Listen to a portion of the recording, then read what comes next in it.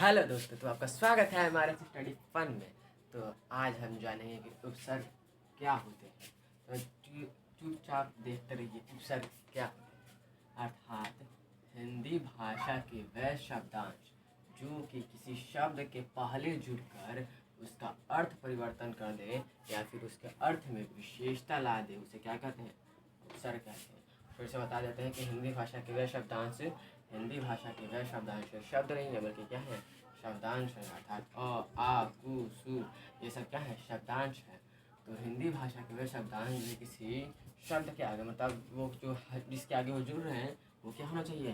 पहले ही मान्य शब्द होना चाहिए, एक जिसको मान्यता प्राप्त हो। जैसे चार, चार का मतलब होता है चार, और वहीं चार का मतलब क्या होता है? चार। वहीं अगर हम लिख देते चर, वही हम लिख देते चप, चप का कोई मतलब नहीं होता, इसका कोई अर्थ नहीं है, इससे कोई भी उपसर्ग वाला शब्द नहीं बनेगा। अर्थात जिसके जुड़े वो भी क्या होना चाहिए? एक मान्यता प्राप्त शब्द होना चाहिए। और इसके पहले क्या जुड़ेगा? इसके पहले जुड़ेगा कोई ना कोई एक उपसर्ग। ठीक है, तो इसी को उपसर्ग कहते हैं। जो इसके पहले जुड़ जाए, जो पहले जुड़े उसे क्या कहेंगे? उपसर्ग कहेंगे। तो अब आइए, संस्कृत भाषा में कुल 22 उपसर्ग होते हैं। आप कहेंगे कि हिंदी में संस्कृत कहाँ से? तो हिंदी और संस्कृत दोनों का ही एक ही तालमेल है। आइए हम आपको बताते हैं संस्कृत भाषा में कुल कितने उपसर्ग होते हैं। कुल 22 उपसर्ग होते हैं, याद कर लीजिएगा। प्र, para, अप, सम, अनु, अव, निस, निर, दुस, दुर, वि, आड, नि, अधि, अपि, अति, सु, उत, अद्भि, प्रति, परि, उप। प्र से बनेगा प्रचार, परा से परामर्श, अप से अपमान, सम से सम्मान, अनु से अनुभव, अव से अवलोकन, निस से निस्सा। निस से क्या बनेगा? कमेंट में बताओ। निर, निर से क्या बनेगा? निर से बनेगा निष्ठुर। हमने तो आपको निष्ठुर वाला इसका बता दिया, इसका बताइए। निर से क्या बनेगा? निर से बनेगा निर्देश। दूर से क्या बनेगा? कमेंट में बताओ। दूर से क्या बनेगा? कमेंट में बताओ। दूर से दुराचार। वी से क्या बनेगा? कमेंट में बताओ। विज्ञान।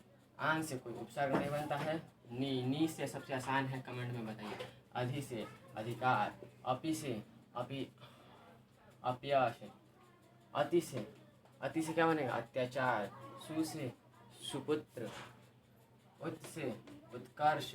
अभि से अभिमान। प्रति से प्रतिक्रिया। परि से परिष्कार। उप से उपसर्ग। उप से उपसर्ग बन गया। देख लीजिए यहाँ पर उपसर्ग में उप है, पहले क्या है? ये उपसर्ग है।